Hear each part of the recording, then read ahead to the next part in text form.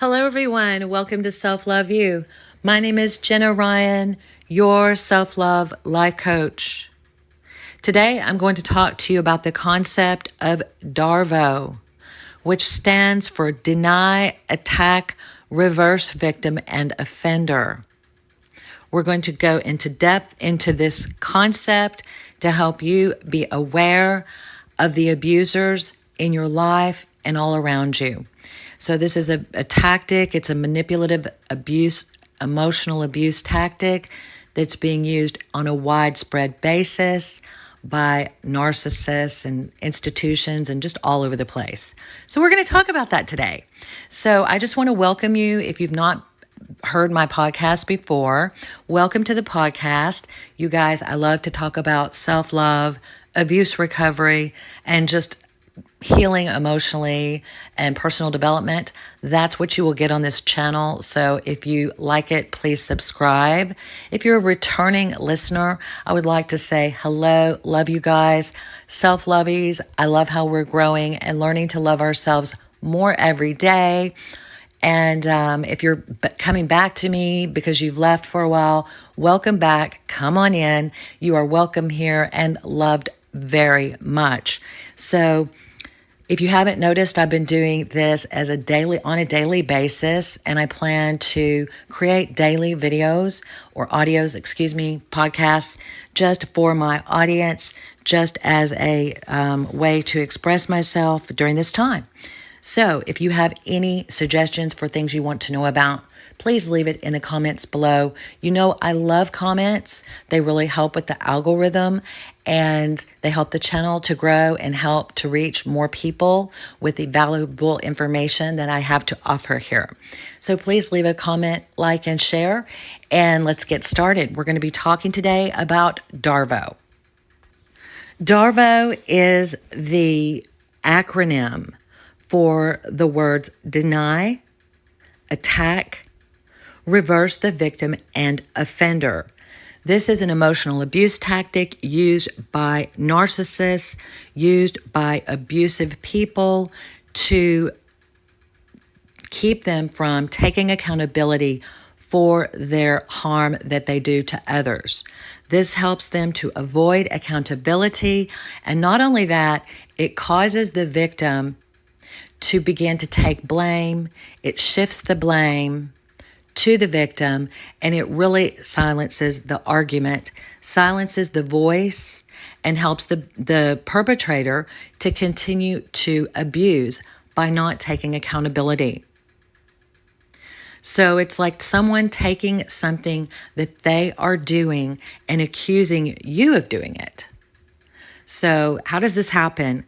This happens, they say, in, sex abuse situations where the abuser will blame the victim and say, well, he or she had it coming, or, there's different ways that they can blame the victim for actually having the abuse occur to them. So they're evading accountability.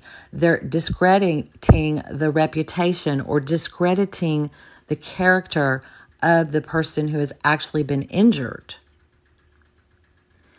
And this especially happens, they say, the experts say, the person who created this is Jennifer Freyd, Freyd. It's really technically used in a context of whenever you're trying to hold someone accountable for the wrongdoings. Okay, you're trying to hold someone accountable, and instead of allowing that, they begin the process of DARVO. Deny, which is gaslighting. Okay, it involves gaslighting. Attack, which involves lying. Reverse victim offender, which involves lots of yucky stuff. That's crazy making. And if you're not prepared for this and not aware of this, you may do one of two things. You may blame yourself, you may feel badly, you may feel shame, or you just may give up your argument altogether because it seems so hopeless. Because the person who is using DARVO is operating from a logical fallacy. And a logical fallacy is when there's no logic to the argument that they are making. And it really goes off into never, never land. And the abuser knows that this happens. And that's why they use this very effectively. This is a very effective manipulation tactic that's used. And it's blame shifting. They call it, it's kind of like crocodile tears. When a crocodile eats its prey, the tear ducts of the crocodile come out. And, this has been used for many years back since Shakespeare, that, whenever a crocodile is devouring its prey, it will cry. And this is really just a natural reaction in its tear ducts from being out of the water.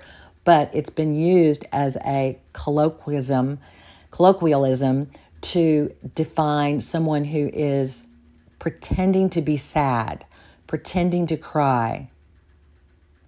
Or maybe whenever someone is being convicted of a crime and they cry during their closing argument or during their statement to the court. They cry and act like they care, but there's really no tears because they're not really crying. They're acting. It's fake. It's fake behavior. So when you try to hold someone accountable for their behavior, for their wrongdoing, and they begin to attack you for the same thing, that is an example of DARVO. So I wrote a list here of the ways that we see this in real life. If someone steals something from you and then they accuse you of stealing, that's DARVO. If someone who is harming you accuses you of being a harmful person, there you go. Someone's cheated on you and accuses you of cheating. That's a very common thread in relationships, toxic relationships. Someone is lying and accusing you of lying, like literally saying, you're a liar. And you're sitting here going, no, you're lying right now. Like you're lying about me being a liar. And it's just such a circular, twisted, confusing, convoluted argument that it's like you just want to get away from it because there's no winning. There's no way to win when someone is not going to stick with reality. If they're going to go off the side of the earth and go off the side of reality into the world of delusion, illusion, falsity, fallacy, if they're going to go off, then you cannot have a conversation and you cannot hold them accountable without a court of law or something else. And we don't have that in the emotional realm. We don't have a court for emotional abuse. So there's no way really to hold them accountable. And then they can just go on and divert the attention from their wrongdoing and cause you to feel like crap or cause you to give up. So someone being accountable for their wrongdoing and then they attack your character. So you're trying to hold them accountable, saying, look, buddy, here's what you did. And instead of answering to the original thing that you brought up, they'll begin to attack your character and say, well, you're bad, you're this, you're that, and the other. Okay? Bringing up things that are wholly unrelated to whatever it is they're doing, or justify what they did because of what they're saying that you did. They're justifying their actions through this deny, attack, reverse, victim, offender. Family members who accuse you, family members who are abusing you, and then call them out and say, hey, you set a boundary or whatever, and instead of hearing you out and allowing you to exist, they accuse you of making the situation all about you. That is a very common tactic used in abusive situations with family members. They say, oh, you always have to make it all about you, when you're simply bringing up an issue that is concerning to you, that if you bring it up, it causes them to have to face that you exist. It causes them to have to to have reference for your identity, for your existence, for your feelings, for your right to exist, for your right to make requests, for your right to hold people accountable. Very toxic families will do this. And they'll be like, oh, it's always all about you. You're so sensitive. Why are you always so sensitive? It's like, I'm not sensitive, buddy. I'm just telling you what I need as a person. Every person has a right to very basic rights in relationship, and it doesn't make me sensitive to need such things to be addressed. So DARVO is a form of projection, but it is deeper than projection because it involves gaslighting and it involves direct attack.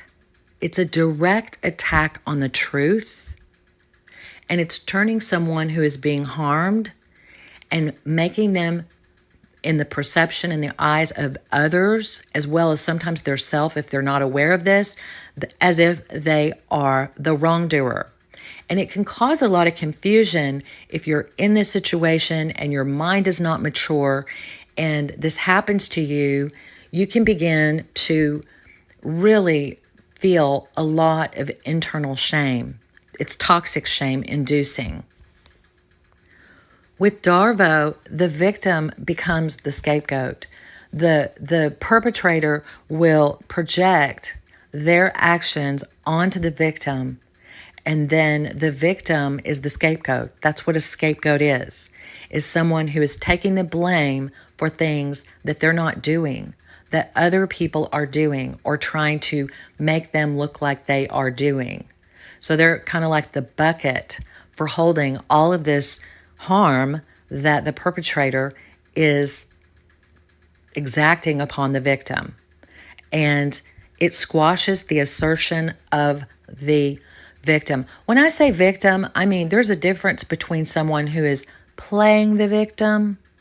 There's a difference between victim mentality and an actual victim of abuse. We really need to clarify the differences. So when I say victim, I'm not talking about the kind of victim that's playing the victim.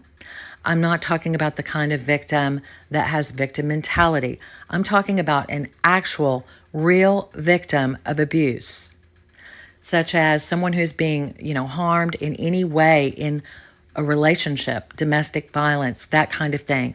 A victim, someone who is being abused, is a victim, and that doesn't mean that they have victim mentality. That means they're literally being a target of harmful behavior. And those people deserve empathy, compassion, and it's okay to have your feelings and sadness and hurt and harm if you're actually a victim of abuse. So let's separate that from victim mentality. Let's separate that from playing the victim. And we'll go more into that later. So those are the examples pretty much of DARVO. Let me know if you can think of any more. Leave me a comment, because I was trying to just brainstorm different types of examples of DARVO when one party needs the world to believe one thing. So they do something and then accuse the other person of doing it so that there's social proof that this other person is awful. I mean, it's just such crazy making, and it's such a twisted idea of fault and blame. And this is how perpetrators get away with what they do, is they blame the victim. And in little ways in relationship, it doesn't always have to be major. It can just be in little ways. Like, you have an issue with someone and you need to express yourself, because that's how you grow, is you grow through being able to express and make room. And I like to think of it like there's a bench in life and you get a seat on that bench. And there will be perpetrators who try to push you off the bench and not allow you to have a seat on the table, at the table. They want you off the bench. You're not allowed to have feelings. You're not allowed to have requests. You're not allowed to have concerns. You're not allowed to be hurt. Everything that this person does must be always lauded, always appreciated. They're the only ones that get to have any kind of feeling on the table. And whenever you try to sit down at the table, sit down on the bench, they knock you off through diversion tactics. And this DARVO is a very complex matrix of diversion, gaslighting, dismissive, blaming, minimizing, justifying. They're trying to reduce their perception of what they're doing to you and try to get you to do the same thing. Because by the time they're through with their DARVO and accusations, you're now on the defense. Whereas you are the person who are being hurt, okay, and you have the right to stand up for yourself. Instead of having the right perceptively, you suddenly are on the defense and they are attacking you for the very things that they are doing. And you feel confused. And if you don't know what's really going on, and if you're not aware and you don't have the facts, you can be silenced and you can be pushed off of that bench and you can be manipulated into stopping the action of protecting your identity, protecting your selfhood, existing in the relationship. You can begin to, just become their tool because they're going to deny what they did, attack, reverse victim offender. So they're going to attack, they're going to deny. And sometimes this happens when you're holding someone accountable, and sometimes people will just come out of the blue and accuse you of doing something. I've had this happen where someone just started accusing me of stuff, and I was like, what? That is not even, I don't even know what you're talking about. Literally so extremely strange, and attacking me. And I'm like, okay, where does that even come from? I don't even know what that means. Calling me names that I don't even have nothing to do with me. So it's an attack. It's an attack on your character. And they're the ones doing the attacking. They're the ones making stuff up out of thin air. And so they're the ones being the offender, but they're calling me the offender. So this happens. It's very, very normal now in this clown world that we're in right now to see people doing this, especially on social media and in different relationships. It's like, oh my goodness, what is going on? People are kind of falling off of the middle. They're going off. Reality is no longer necessary if they want to attack. They want to gang up and bully. So DARVO diverts the attention. Your attention is diverted from the abuser, and the abuser has twisted the facts around in order to place the blame and responsibility onto the victim.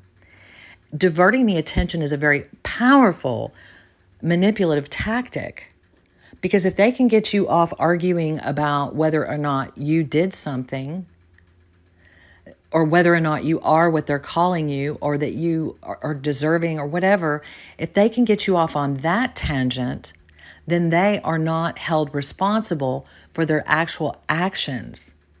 And they are not, and then they can make up a new reality. And then you're over here battling on another front that has nothing to do with the thing at issue. And then you've lost yourself in this quagmire of argument, of false argument that you can never win. And it becomes very confusing, and it's very abusive, and it's just not worth getting into this. If you have someone that's using this technique, it is very serious. You really want to walk out. You want to block this. You want to block this and stay out of this and hold them accountable in whatever way is necessary. Tell them, no, you just don't go argue about whether or not you are what they say you are, because that's not the issue. The issue is that they are actually attacking you, and that they are the ones who lied, and that you don't appreciate lying. And I understand you think I'm lying, but I'm not the one lying. Can you imagine that kind of conversation? I understand you think I'm lying, but I'm not the one lying. You're the one lying. And then I'm not the one lying. You're the one lying. And how circular can you get? That's where they want it to be. They want to divert your attention, your energy away from the actual actions that they're taking that are injurious to you and onto whether or not you are the same way. And that way they can keep you off the bench of life. And in extreme situations, they can keep from being prosecuted for their behavior. In my research, one of the suggestions is when you're facing DARVO to shine the light back on the perpetrator, use questions to highlight their negative actions and show the way their behavior is malicious. Now that can get really complex when you're dealing with someone who is so manipulative and so incapable of holding and taking accountability for their actions, and who have such lack of respect for you that they're not going to allow you to stand firm like that.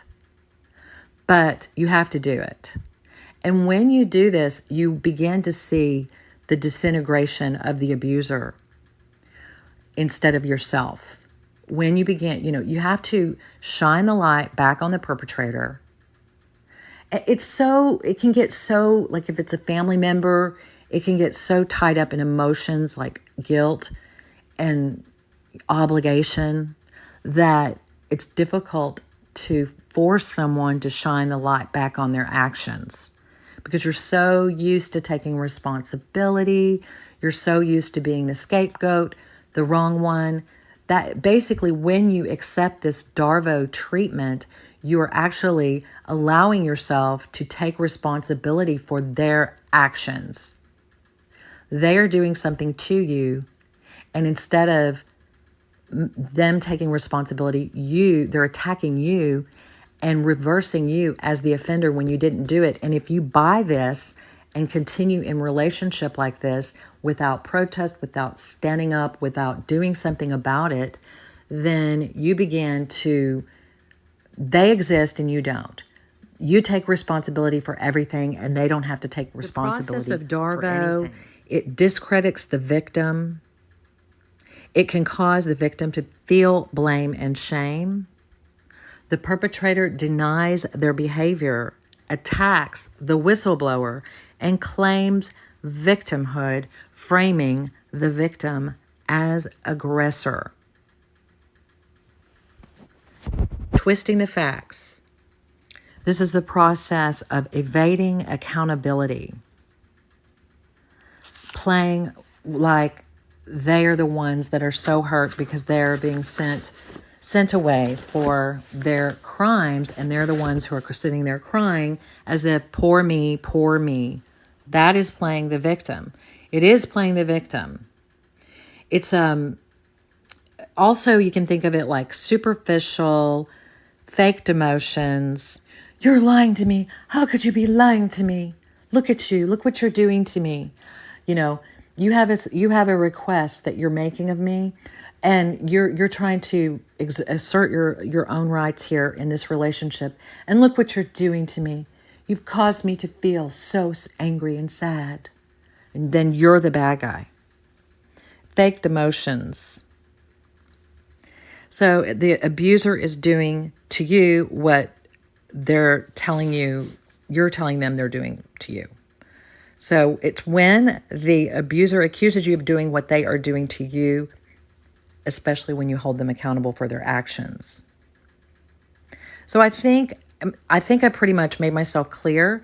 It's a failure in reasoning. It's a faulty reasoning, unsound argument, invalid, inaccurate, delusion. It's hearsay, it's error, it's wrong, it's deception. And people are using it every day to accuse people who are actual victims of doing things, and they're just pulling it out of their hat. Like, okay, if we say this about someone, we're in the world of free speech, we can say this about someone and you got to believe it. And then the victim themselves are the ones who are being attacked by mobs of people or whatever. but they're actually the ones who are suffering. And it's really hard to I believe that the truth will always come out, but in relationship, when you're going through this, you really have to be aware of it, stand up for yourself, get a place on the bench, get a place on the table, make sure that people respect who you are and do not blame you for their actions. And if you notice this is happening, then you know you're dealing with a very toxic person, and the chances of healing that person are nil. You can't help someone else. You can only work on yourself, and you may want to take a step back, distance, go gray rock, yellow rock, whatever kind of rock you want to be, but just not rock in that world, because it's damaging and it hurts your selfhood and it hurts your ability to love yourself. So stay away from people who are using the DARVO manipulation tactic. And this is the podcast for today. And I hope you guys like it. I hope you guys like this format. And please leave a comment, like, share. Until next time, this is Jenna Ryan, and I will talk to you soon.